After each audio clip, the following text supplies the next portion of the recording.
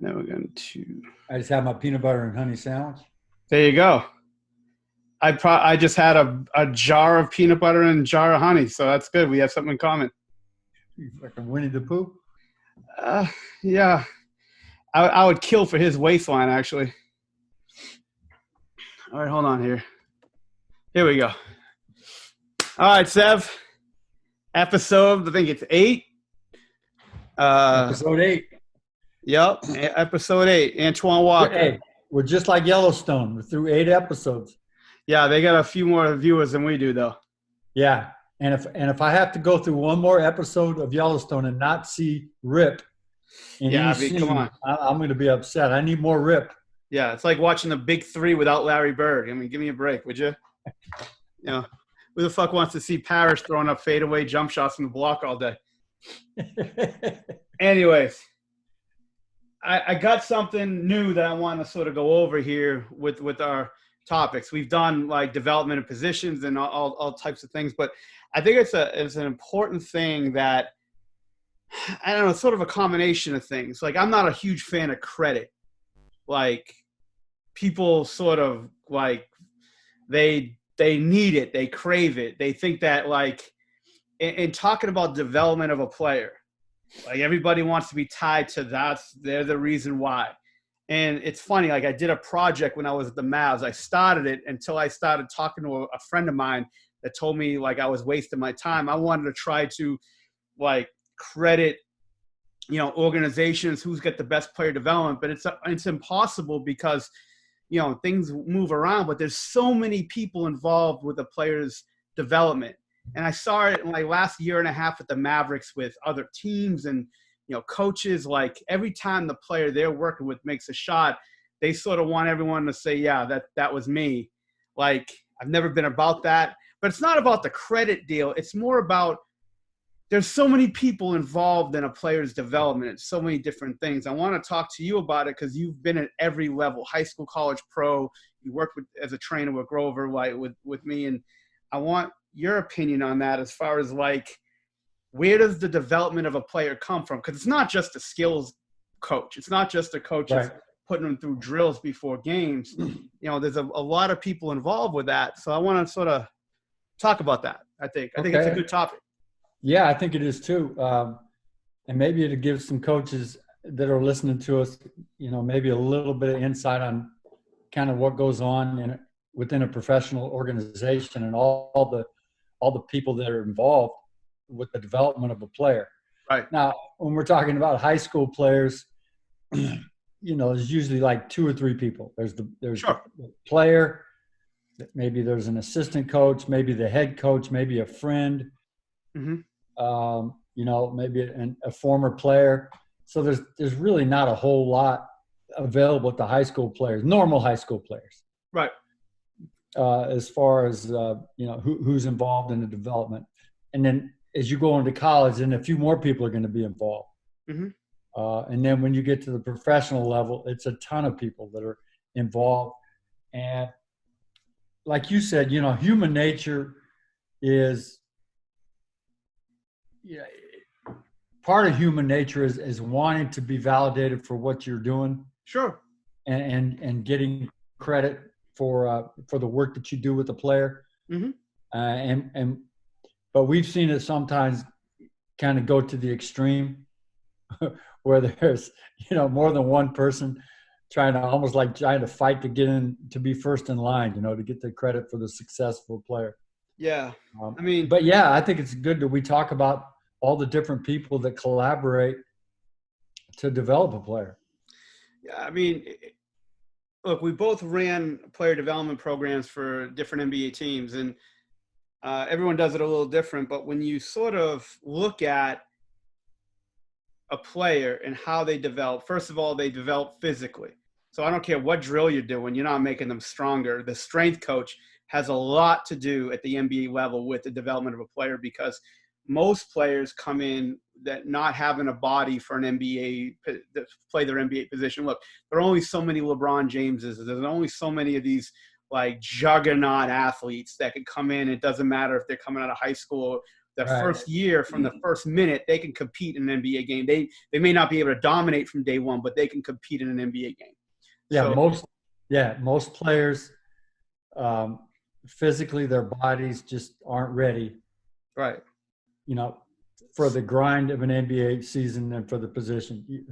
The guys like LeBron, and we had a young kid that we drafted 10 years ago named Eric Bledsoe, Right. that was physically ready. Derrick Rose was, at 18 or 19, his body was physically ready.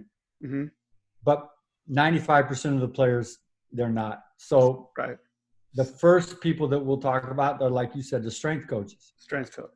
They have to get their hooks into that player early. Mm-hmm. And they're right after the draft or whatever. In my opinion, they're top two in the development of a player. They're top two in what develops a player. Let's just say what it is on this episode. We're going to talk all about the NBA, professional players. So it's like, okay, so but I mean, you could take this on smaller levels, but for the most part, let's just talk about that. So we talk about the strength coach. They need to develop the body. They need to develop the body and the strength of a player to be able to compete on a daily basis. Okay, so you've got the and kind of a little more on the strength coaches, and a lot of people think it's just one person. It's gotten to the point now where it's just like a strength staff. Man, maybe 4 guys. There's there's at least 6-7 people on every staff in the NBA now.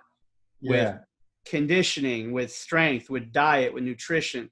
I mean, without that foundation, I don't care who the workout coach is or who the development coach is.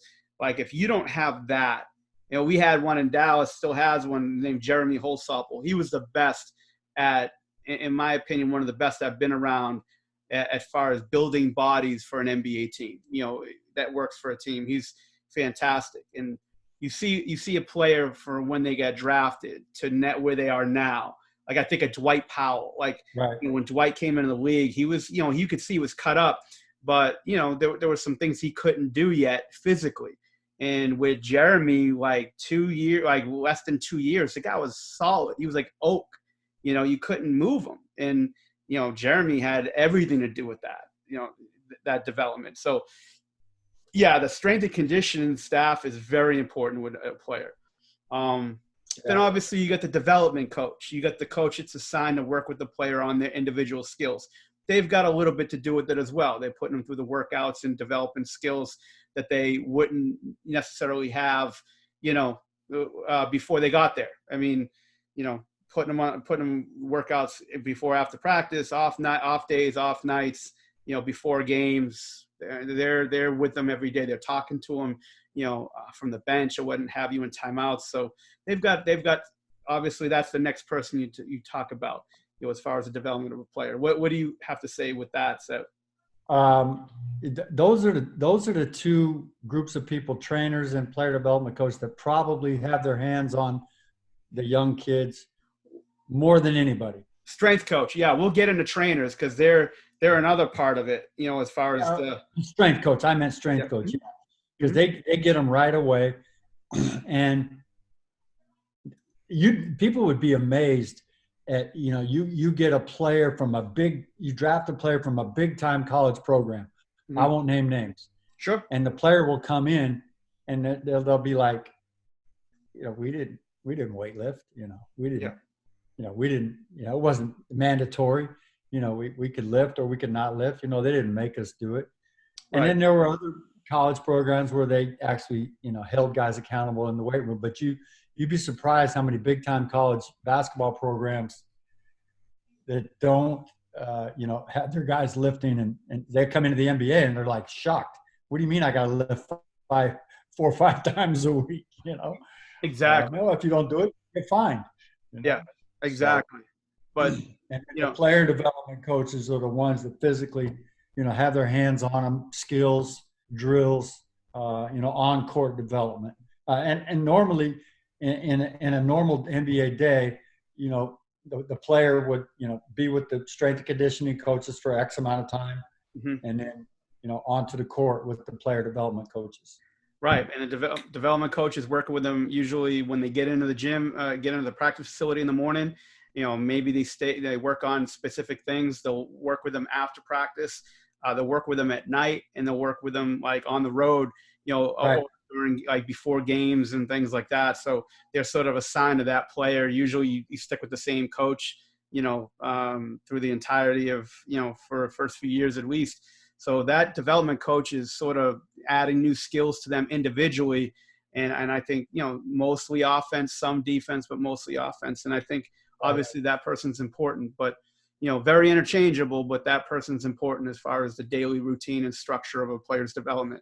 Right. And there's times too when the player development coach and the strength conditioning coach have to work together with the player. And for example, players coming back from an injury. Yeah. The strength conditioning coach and the trainers and the player development coaches have to be on the same page, because a lot of times they're going to dictate how much, what do they call it? The load management. Yeah. He can only go 15 minutes and he can't do this, but he can't do that, Yeah. So they've got to work together with players that are coming back from injuries or have, something wrong with their body. So, you have to be able, there has to be some give and take. And because I've been guilty of, I'm out on the court, putting a player through something that the strength and conditioning coaches, didn't agree with. And they'd run out there and say, hey man, you can't be doing that today with this guy. So those guys have to be on the same page. I was lucky to have Jeremy, in Holsapple and, been able to talk to him. Like, I don't think there was a day that went by that, that we were home, that him and I didn't have a 2 to 5 minute conversation about player A, player B, player C, injury, sort of like, hey, is that okay? This is what we're going to probably do. Anything specific you want, especially for players coming off an injury, being able to communicate with a strength coach, I think is important. So we went over strength coach, we went over skill coach. I think trainers are very important, because they're the ones that sort of deal with the injuries and deal with the day-to-day and make sure the player is healthy enough to compete on a daily basis. And now trainers are getting more and more sort of power in the NBA as far as like overseeing development. They oversee sort of the health and wellness of players on a medical side as well. We had the best in the league in Casey Smith, and Casey's really good. Yeah, it's the best. And again, communicating with Jeremy and Casey about, hey, look, like, all right, what does this look like when this player comes back? Or, what do you think we should be doing? And just sort of, I always said, I'm like Burger King, I'll make it your way. You just got to let me know what exactly you need. But I think communicating with those two was really important, to be able to just sort of, to migrate through the day with these players and just to make sure. But those guys are, I don't think trainers and strength coaches get enough credit for what they do with players every day, because if they can't get healthy and they can't build strength in their, in their day to day, I don't see how they can compete and have a good career in the NBA for sure. Yeah. And the trainers are probably some of the hardest working people in the NBA. Incredible. I mean, people have no idea the amount of responsibility and the amount of time that they put in. They turn on the game and they see, the trainer's sitting right by the head coach, what a cool job. He keeps track of the timeouts, or whatever. And he gets to sit there and watch the game, which that's a great perk of the job, but they have no idea what goes into the trainer's day. If they could just spend a life, through the trainer's shoes, especially on the road. It's ridiculous how much those guys work and how much time they put into it. Yeah. And, most of them, for the most part, trainers, survive coaching changes for the most part, and they can be there for a long time. Yeah. I worked with only one. We worked with Casey Smith and a guy named Deion Calhoun, that they work hand in hand, and the daily stuff that they have to do to make sure players look like, it's funny, they might not appreciate them early in their careers, but the first time, and it's going to happen when they get hurt, those guys, they look to them, because they're the ones that are going to get them healthy and get them on the right track and get them. Yeah. And Like, I think that, especially like you said in college, like they don't really think of it that way for the most part. But then when you're actually in the league and, you get an injury that you never dealt with. So most of these guys have never gotten hurt besides maybe a little sprained ankle, or whatever. But when you get something, even mildly, even close to being serious, you could see the switch, and all players go through it. Like, as far as the attention to the detail of what the trainer and strength coach is telling them to get back on the court healthy and strong. Yeah, it's an incredibly important position in the player's development. And trainers, to me, the head trainer is kind of like in high school, the janitor. The high school janitor probably knew everything that was going on with your players. Mm-hmm. The trainer usually knows everything that's going on with your players. Like if the head coach wants to know, what's going on with so-and-so, the trainer is going to know. I'll tell you what. They know what's going on, who's full of shit and who's not. Yeah. They know what's going on in their personal life. I mean, because they're around the players, talking to them so much. If you're a player development coach, a young player development coach especially, and you're in college or you're a grad assistant, the number one place to hang out, if you can, is the training room. And that's where you get to know players. You could talk to them. They're sort of in a different environment. They sort of let loose a little bit. They let their guard down a little bit. And a little bit of a barbershop situation. Never watched the show, so I don't really know. No, I meant the movie. Oh, barbershop situation. I thought you meant on Coming to America, that barbershop. But hey, you and I, before practice starts, before we're with the players, the first thing I do is go into the training room. Yeah. I usually shot.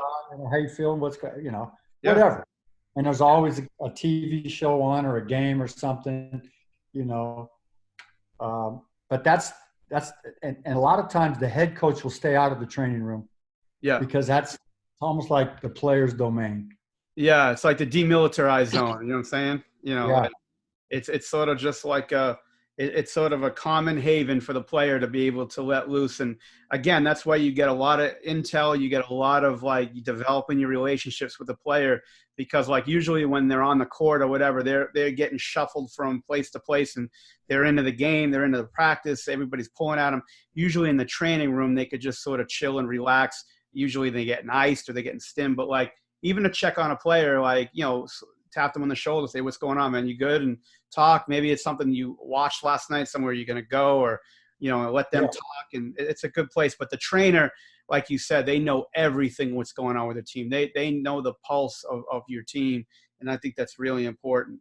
And I remember, a few times the head coach that I would work for would go to the trainer and say, how do you think the team's doing, especially if you're on the road? How do you say you're on the road and you got a day off and you got practice planned for that day off? Right. The coach may go to the trainer and say, what do you think? How are the guys feeling? Do you think we should cancel practice or go ahead and have practice? Right. You're on the plane, getting ready to land. The coach is going to go to the trainer. What do you think? What time should we bring them in tomorrow? How much sleep do they need? Right. The trainer is such an important part of the player's development. Without question. So we have the trainer, we have the strength coach, we have the workout coach.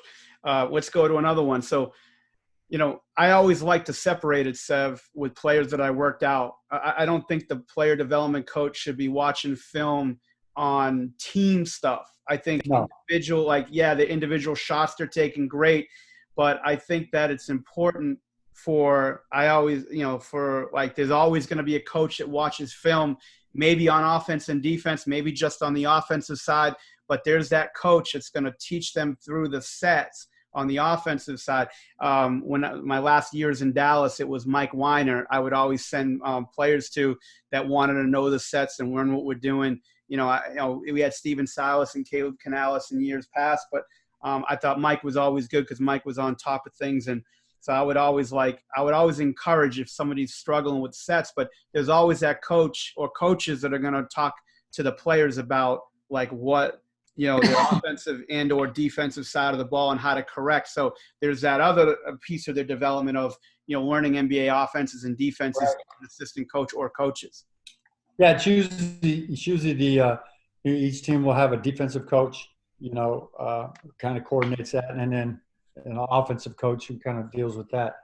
So the player has to develop a relationship with each of those guys. Maybe it's the same person doing both, Right. but usually not. Usually it's separate. An offense and defense, right? Yeah, an offense and defense coach to be able to go to and sit and watch film. That's really important. Yeah, I agree. I think it's important. Again, they need to know that, because what happens in my perfect sort of utopia of in a player development program and a team would be the separation of the player development being an individually skill-based program to the coach and or coaches that handle the offensive and defensive side of the ball to make sure they're on target. And I don't think they should cross match, because I think that there should be a little separation there. Of course, we're talking NBA and we have the numbers and staff, but I think that like coach, there should be somebody that handles that, and there should be somebody that handles that, because now it's a different specific, it's sort of a different deal, like a completely different deal individually. It really is. And I think it's important because they need to know their team mistakes, team rotations. And, I think, again, if you could separate it, everything's got a compartment. And I think that's healthy for a player, because now you're not crossing your lane and dealing with things you're not dealing with as a coach.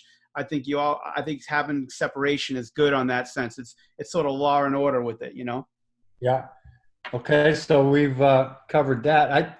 I think the next person that gets involved, and I don't know if you guys had this with Dallas, but there's usually one person on the staff that deals with the mental, psychological part of a player's development. Yeah, we didn't have a guy in Dallas. We had the guy in Dallas. Well, yeah, Dallas. You have the king. Don DK. The Don is right. Yeah, I mean he's the best. But most teams have that type of person. Now, if you've got something mentally, it could be totally unrelated to basketball. Right. Or it could be related to, your performance on the court. Maybe, there's a mental block or something. But most teams have that person that you can go to to deal with the mental side of the stuff. Maybe it's your personal life. Maybe it's something basketball related. Yeah. And I think that, like, we've talked about that before, and with the coaches being able to spend time and talk to players. But obviously the NBA level, they have professionals that dealt with it. And dealing with Don Cockstein every day, DK, not like the importance of meeting with players and talking to them and sort of having a safe haven for them where that intel is not going to get back to the coaching staff, be able to vent and be able to talk about things. And look, some teams have them. Most teams do. If you're a high school, college coach that don't have it, have an assistant coach at least there to be able to talk to players. But yeah, like you have the mental side. And I think that DK is important. Don was important to all players and still is. But I think definitely with the young players, how to deal with stress, emotion, the rigors of a season, and sort of like the ups and downs of what they're going through on and off the court. And I think they need somebody to talk to. But that, like, without that component, again, they may not get to a level they need to get to, because most of these players aren't just good enough to turn it on from day one and be a Hall of Famer. Like, most of these players got to grind through it and got to work through it. And again, we've mentioned about 5 or 6 people already that deal with things. And, I'll go with the last one that's most important. Now, not the last one, but the one that's definitely the most important is the head coach. Your head coach is the director of your player development, without question. I don't care what you have, because with all these drills, all this health, all the mental wellness, all the film, all the time you spend preparing, without the head coach giving you minutes to perform on the court and to make mistakes and play through mistakes and develop, you're not going to be a player. So, the head coach has a lot to do without even doing anything. Just the power of playing you is going to be huge in your development, because we've seen it before, Sev. Guys drafted in the late first or early second, supposed to be this great player, great talent, but they only play in the D League, and they only work. You only see them working out during games. It's sort of like, I don't know. It's sort of like Hannibal Lecter. You see him coming out in the suit, but you never really see him. They're in a cell somewhere.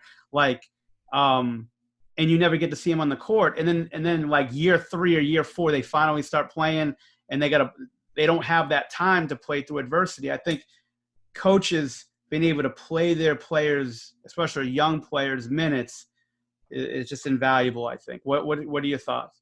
Well, yeah, yeah. The head coach is, that's why he's called the head coach, because he's the head of everything. Mm-hmm. He's over the trainers, he's over the assistant coaches, he's over the player development coaches, Mm-hmm. he's over the strength and conditioning coaches.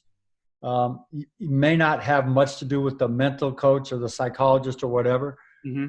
but he may.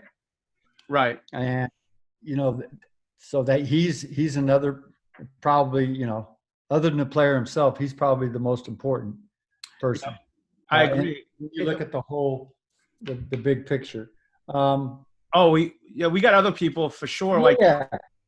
Yeah. There's other people that are involved. Let me just say that most players, when they come into the league, they've never had to deal with the amount of media Mm-hmm. that they're going to have to be faced with now in the Right. NBA.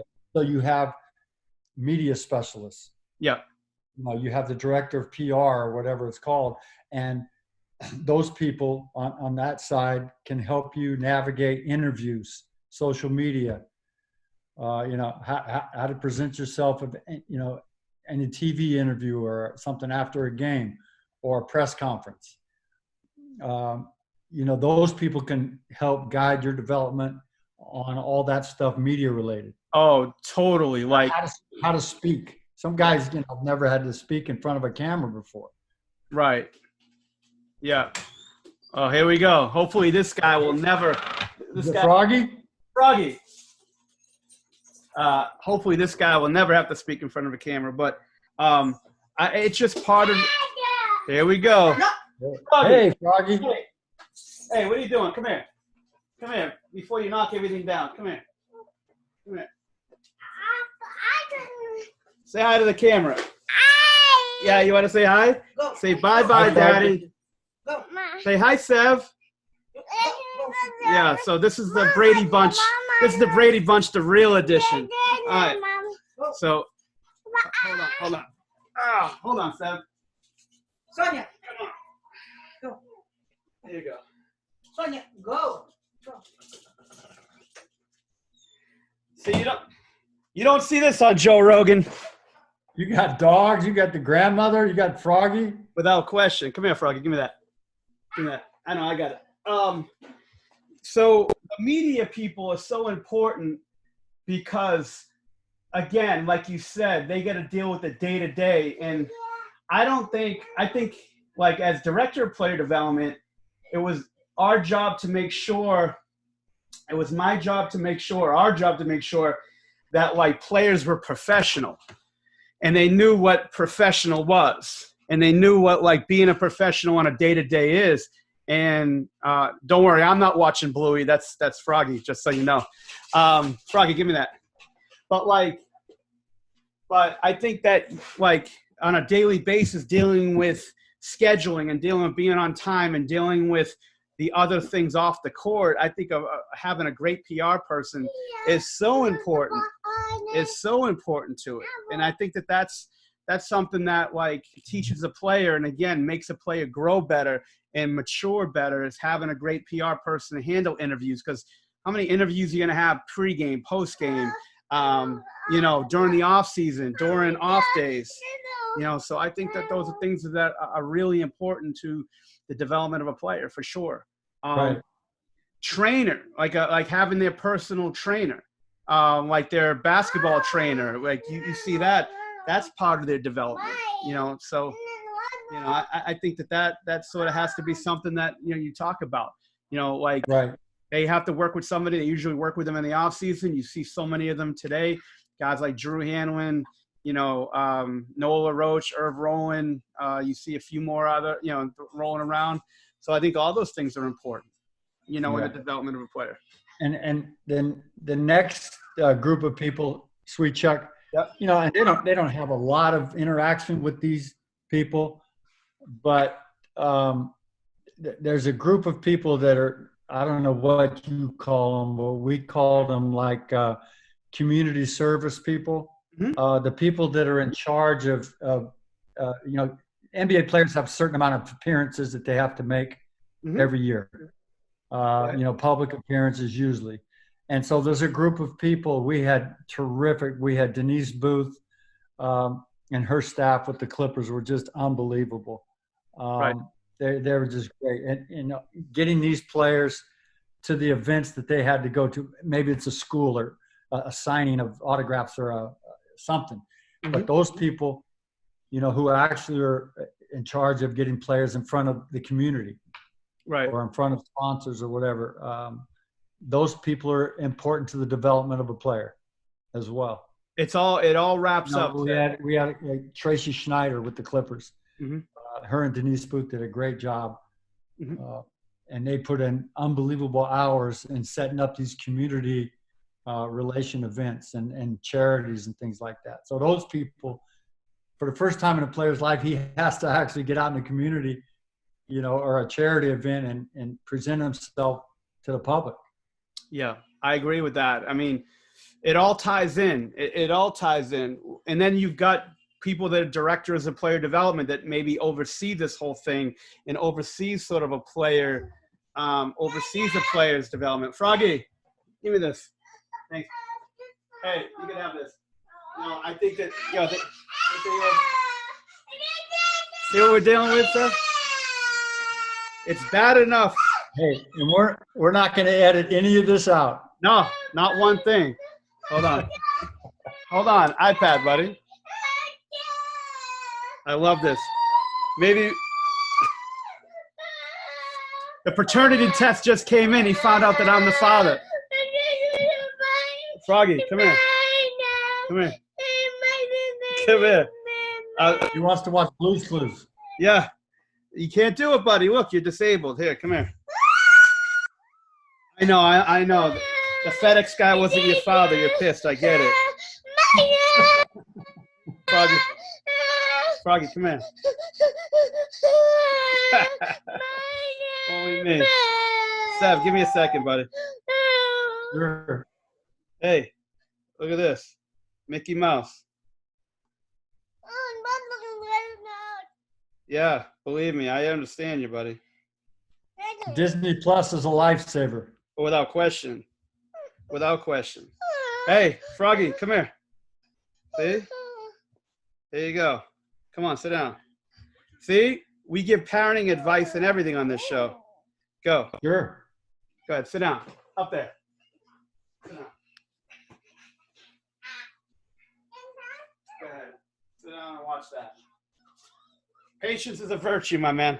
But like having a player development director that sort of put everything together. Some of them work with you on the court. Some of them just oversee all this. And I think that you have to, as a player development director, and I'd like what you thought when you were in Chicago and LA, did the same thing. Like you have to channel all this, like who he's working out, who the player's working out with, making sure that they're scheduling on time and they're early to everything, that they're watching the film, they're interacting with all the people we just mentioned.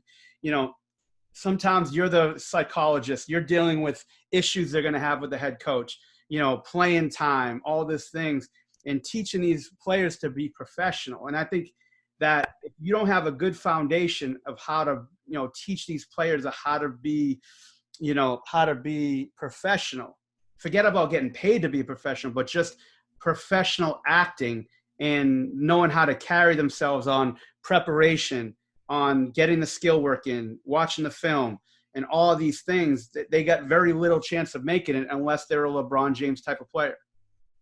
Yeah, and one of the best things about the NBA is, they have the resources to try to cover whatever need a player has, to be able to reach their potential and their development. So, we're very fortunate enough in the NBA to have all these kind of resources. And colleges and high schools, they may be lacking in a lot of those things. Right. If you're a high school coach, you got to be all those things. Right. But you're looking at it. But you're looking at it.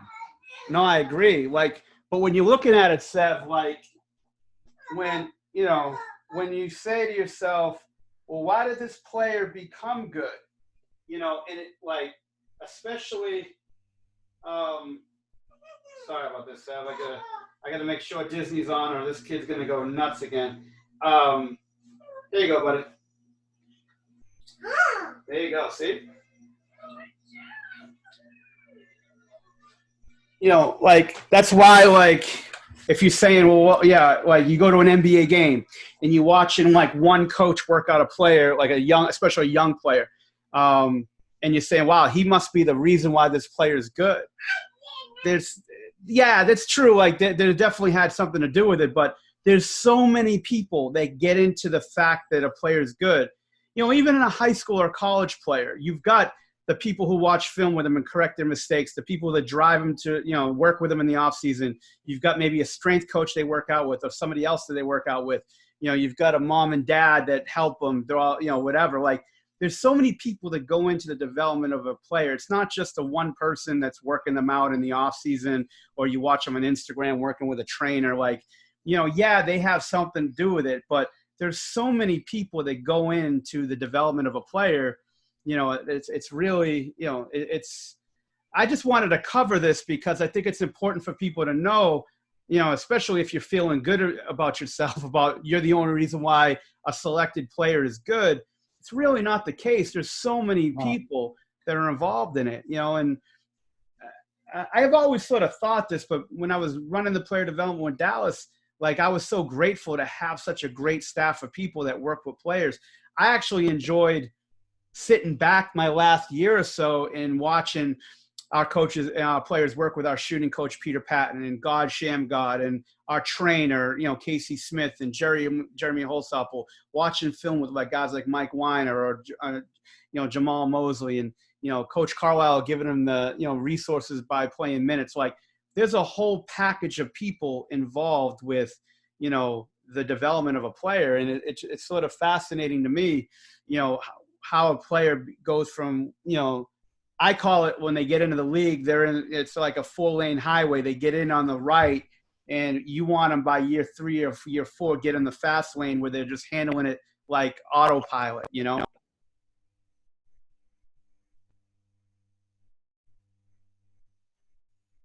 Sev, you can hear me? Yeah, I can hear you. Yeah, I'm done. Yeah, I'm done with that. Okay. No, I think this is really good, and it gives the coaches that listen kind of an inside peek into all the people that have their hands on players. Yeah, and we gave parenting advice too today, so that was great. If you got a screaming wacko of a son, you know how to deal with him. Just throw an iPad in front of him. Right, Froggy? Yeah, right. Yeah. So what else, Seth? Okay. Anything we didn't cover on this? I think that's it. That's it. I think you got it. Credit. There's enough credit to go around for a lot of people. Credit is a real scary thing, man. It really is. Like, seriously. People just wanting to, you know, wanting people to pat them on the shoulder constantly about being inventors of the game. It's not really that. There's a million people involved, and you got to give all these people sort of props on the development of a player at any level. It's just, there's never one person. The closest guy that I ever met that was sort of had to do with the greatness of one player was Holger from Dirk. Yeah. Holger worked with Dirk, and he did a lot for Dirk. Shooting, offense, strength and conditioning, working with him in the off season, was his agent for a long time, if not the whole career. Like, he sort of took him and he surrounded this kid and made, like, he sort of made sure every step of the way he was good. You see all these players, they work with a million different trainers. There's a million people that, you know, but also with Dirk, you know, Casey Smith had to keep him, you know, healthy. And, you know, like, you know, Robert Hackett and Jeremy Holsapple did his strength. And, you know, there was so many people that, you know, helped him. Don Nelson giving him the minutes and the courage and the sort of the, you know, the positive sort of impact. And, you know, Donnie Nelson, there was a million people. Mark Cuban, like, there's a lot of people involved with his development. But Holger sort of, I would say, got the majority of, you know, got him to where he needed to get to. But there's a million people involved in a player's development on a daily basis. And I think that sometimes we just, you know, especially when you're not inside of it, you don't really understand that. You think just like you see this person whispering to him in the off seasons, whispering sweet nothings in this player's ear on Instagram during a workout, that's the only reason why this player is good. And it's just not the case. There's a million people involved in a player's development. You said it great. Any other words of wisdom, Sev? No, I got nothing. Yeah, I got to stop this kid before he goes on some not so healthy for human eyes websites on my iPad. Yeah, I don't want to have to call CPS during this conference call. No, it's not. No, we don't have enough masks, so we're good. All right. All right, brother. Hey, another good episode. I hope the 8 people that are following us really, really enjoy it. Until next time. Eh. Eh. Okay, later.